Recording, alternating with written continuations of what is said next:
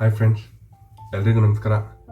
ಈಗಾಗಲೇ ನಿಮ್ಗೆಲ್ರಿಗೂ ಗೊತ್ತಿರೋ ಹಂಗೆ ICC ಚಾಂಪಿಯನ್ಸ್ ಟ್ರೋಫಿ ಪಂದ್ಯಾವಳಿ ಪಾಕಿಸ್ತಾನದಲ್ಲಿ ನಡೀತಾ ಇದೆ.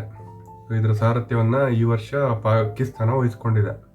ಆದರೆ ಭಾರತದ ಪ್ಲೇಯರ್ನ ಪಾಕಿಸ್ತಾನಕ್ಕೆ ಕಳಿಸಲ್ಲ ಅಂತ BCCI ಈಗಾಗಲೇ ತನ್ನ ಡಿಸಿಷನ್ನ ಹೇಳ್ಬಿಟ್ಟಿದೆ.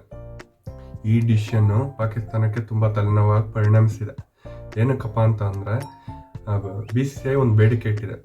ನಮ್ಮ ಪಂದ್ಯಾವಳಿನ ಈ ವರ್ಷ ಹೈಬ್ರಿಡ್ ಮಾದರಿಯಲ್ಲಿ ನಡಿಬೇಕು ಅಂತ.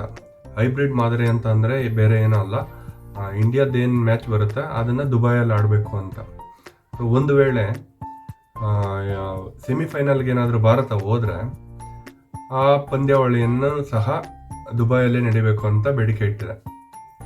ಹಾಗೆ ಫೈನಲ್ಗೆ ಹೋದರೂ ಸಹ ಆ ಪಂದ್ಯನೂ ದುಬೈಯಲ್ಲೇ ನಡಿಬೇಕಂತೆ.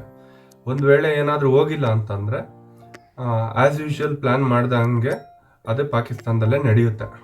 ಸೊ ಇದು ಇಂಡಿಯಾದ ಬೇಡಿಕೆ ಆಗಿದೆ. ಸೊ ಈ ಬೇಡಿಕೆನೇ ಪಾಕಿಸ್ತಾನಕ್ಕೆ ತುಂಬ ತಲೆನೋವಾಗ್ತಾ ಇದೆ.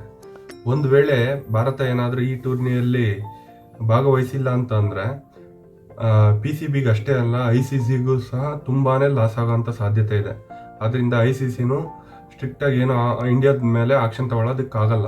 ಇಂಡಿಯನ್ ಬಿಟ್ಟು ಟೂರ್ನಮೆಂಟ್ ನಡೆಸೋ ಸಾಧ್ಯತೆಯೇ ಇಲ್ಲ.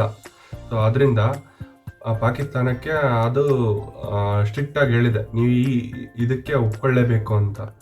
ಸೊ ಅದರಿಂದ ಪಾಕಿಸ್ತಾನ ಒಪ್ಕೊಳ್ಳದೆ ಬೇರೆ ದಾರಿನೇ ಇಲ್ಲ. ಒಂದು ವೇಳೆ ಪಾಕಿಸ್ತಾನ ಏನಾದರೂ ಒಪ್ಪಿಲ್ಲ ಅಂತ ಅಂದರೆ ಪಾಕಿಸ್ತಾನನೇ ಬಿಟ್ಟು ಇಡೀ ಪಂದ್ಯಾವಳಿನೇ ಟೂರ್ನಮೆಂಟನ್ನೇ ಬೇರೆ ದೇಶಕ್ಕೆ ಶಿಫ್ಟ್ ಮಾಡೋ ಸಾಧ್ಯತೆ ಕೂಡ ಇದೆ ಅಂತ ಹೇಳ್ತಾ ಇದ್ದಾರೆ. ಬೇರೆ ದೇಶ ಯಾವ ದೇಶಕ್ಕೆ ಹೋಗ್ಬೋದಪ್ಪ ಅಂತಂದರೆ, ಈಗಾಗಲೇ ಸೌತ್ ಆಫ್ರಿಕಾ ಸಹ ರೆಡಿ ಇದೆ, ನಾವು ಮಾಡ್ತೀವಿ ಅಂತ ಮುಂದೆ ಬಂದಿದ್ದಾರೆ. ಹಾಗೆ ಇಂಡಿಯಾನೂ ಸಹ ನಾವು ಮಾಡ್ತೀವಿ ಅಂತ ಹೇಳ್ಕೊಂಡಿದ್ದಾರೆ. ಸೊ ಇದೇನಾದರೂ ಆಯಿತು ಅಂದರೆ ಪಾಕಿಸ್ತಾನಕ್ಕೆ ಅಂತಾರಾಷ್ಟ್ರೀಯ ಮಟ್ಟದಲ್ಲಿ ತುಂಬ ಪೆಟ್ಟು ಬೀಳೋವಂಥ ಸಾಧ್ಯತೆ ಇದೆ.